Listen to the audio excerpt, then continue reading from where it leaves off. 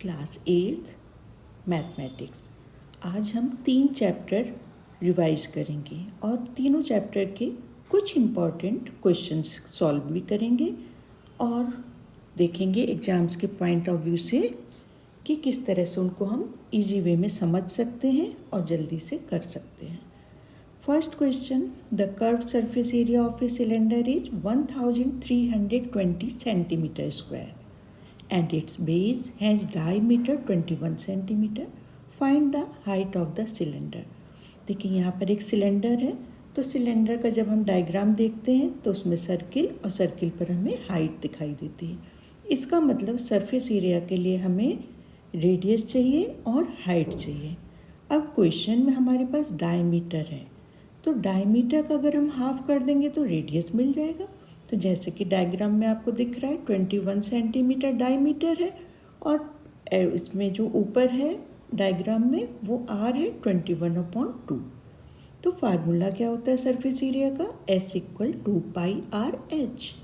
तो 2πr/h की वैल्यू है हमारे पास 1320 सेंटीमीटर स्क्वायर। तो इसकी वैल्यू हमने पुट कर दी। 2π अभी एज सच रखा, चेंज नहीं किया, इनटू r की जगह पुट करिए 10.5 into h।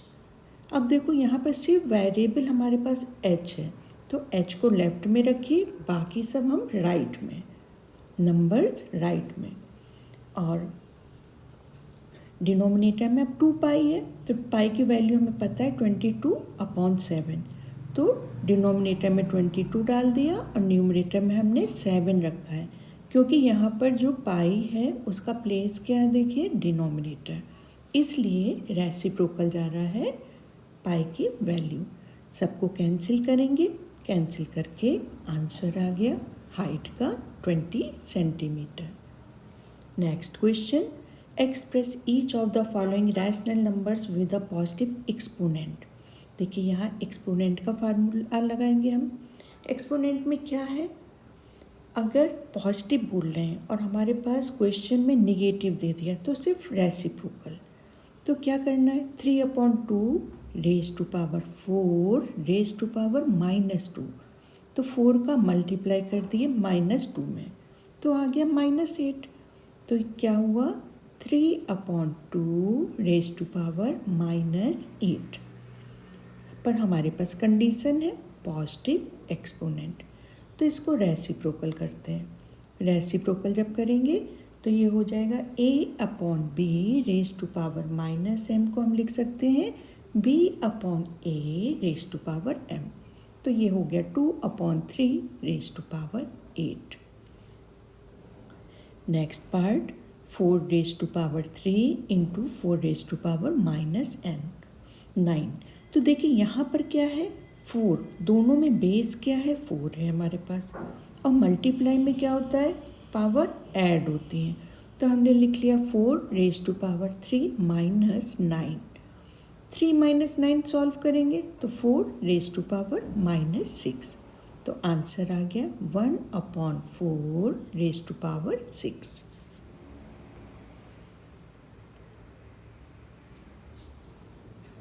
Next question, for a non-zero rational number a raised to power 7 divided a raised to power 12।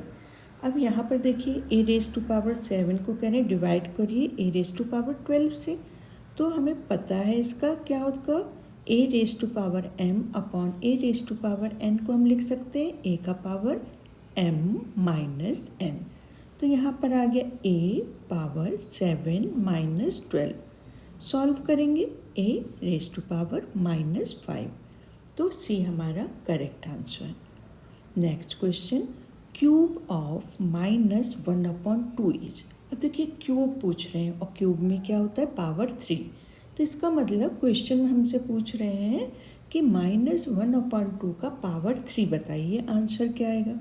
तो -1/2 -1/2 -1/2, 3 बार मल्टीप्लाई कर दिया -1/2 का, तो 2 × 2 × 2 तो 8 हो गया, और माइनस माइनस माइनस 3 टाइम्स है तो आंसर भी हमारा आएगा -1/8। और सी हमारा करेक्ट आंसर है।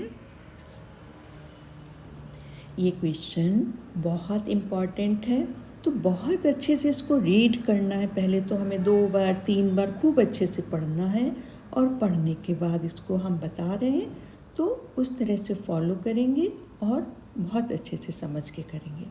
A person has money two by 25 cycles worth ₹500 each.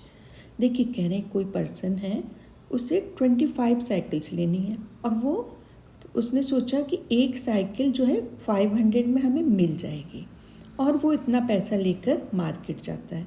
तो पहले तो हम ये देखेंगे वो कितना मनी लेके जा रहा है। तो 25 इंटू 500, तो इसका मतलब 1250 रुपीज़ वो पॉकेट में लेकर गया। पर how many cycles he will be able two by if each cycle is costing ₹125 मोर। कह रहे हैं कि 500 उसने सोचा था, लेकिन जब मार्केट पहुंचा तो लगा कि नहीं, इतने में तो नहीं आएगी, 125 और एक्स्ट्रा देने। तो इसका मतलब जो अब हमारी कॉस्ट बन गई वो कितनी हो गई? 500 प्लस 125, 625। तो अब यहाँ पर देखिए क्या हुआ, कॉस्ट बढ़ गई, तो इसका मतलब क्वांटिटी तो कम हो गई। तो हो गया क्वेश्चन अब हमारा इन्वर्स का। तो हम टेबल बनाएंगे और इन्वर्स का अब हम फॉलो करेंगे।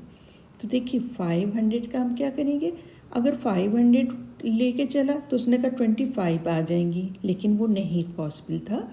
तो नया रेट बना 625 का। तो उसमें हमें निकालना है कि कितनी साइकिल्स ले पाएंगे। तो उसको अभी हमने अननोन है x ले लिया। अब हमने इन्वर्स को फार्मूला अप्लाई करेंगे। तो क्या हुआ, 500 मल्टीप्लाई 25 इक्वल 625 मल्टीप्लाई x।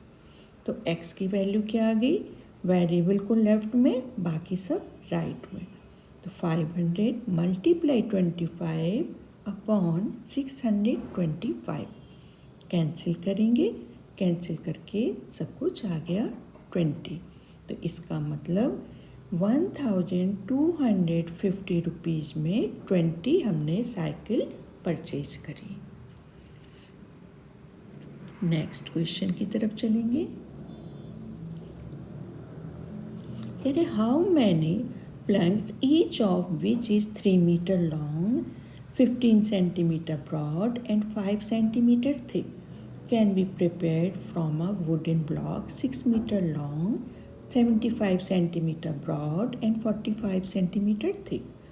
यानी कोई लकड़ी का मोटा सा बड़ा सा पीस है, और उसमें से हमें पतले पतले पीस निकालने हैं। ठीक है, तो कह रहे कितने पीस आप काट पाओगे। तो हमें क्या करना है, जो इन्होंने ब्लॉक वुडन ब्लॉक बाद में दिया है उसका वॉल्यूम निकाल लें। तो 75 सेंटीमीटर, 45 सेंटीमीटर और 6 मीटर। तो मीटर को हम सेंटीमीटर में कन्वर्ट करेंगे, सारी यूनिट एक में होना चाहिए। तो 6 मीटर को कर दिया 600 सेंटीमीटर, 75 सेंटीमीटर, 45 सेंटीमीटर। तो वॉल्यूम निकाल लेंगे, length multiply breath multiply height.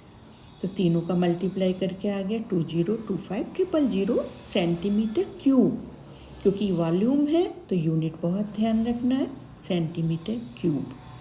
अब हमारे पास जो हमें छोटे पीसेस निकालने हैं उसका क्या कह रहे हैं कि 3 metre long, 15 centimetre broad and 5 centimetre thick. तो 3 मीटर को कन्वर्ट कर लेंगे सेंटीमीटर में, तो आ गया हमारे पास 300 सेंटीमीटर। तीनों का मल्टीप्लाई करेंगे, तो तीनों का मल्टीप्लाई करके आ गया 22500 centimetre cube.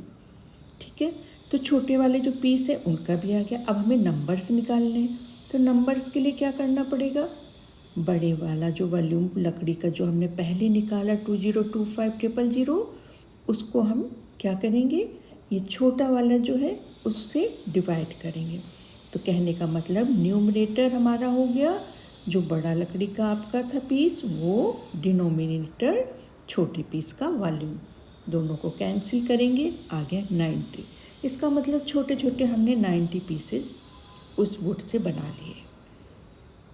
Next question, right the following number in the usual form. 4.83 multiply 10⁻⁷। अब देखिए यहाँ पे क्या 4.83, तो इसका मतलब हमें स्टैंडर्ड फॉर्म पूछ रहे हैं, तो 4.83 में 10⁻7, 10 जीरो लगा दीजिए 7, जो भी मल्टीप्लाई करके आएगा, 2 लास्ट के जीरो कट करके फाइनल आंसर आ गया हमारे पास।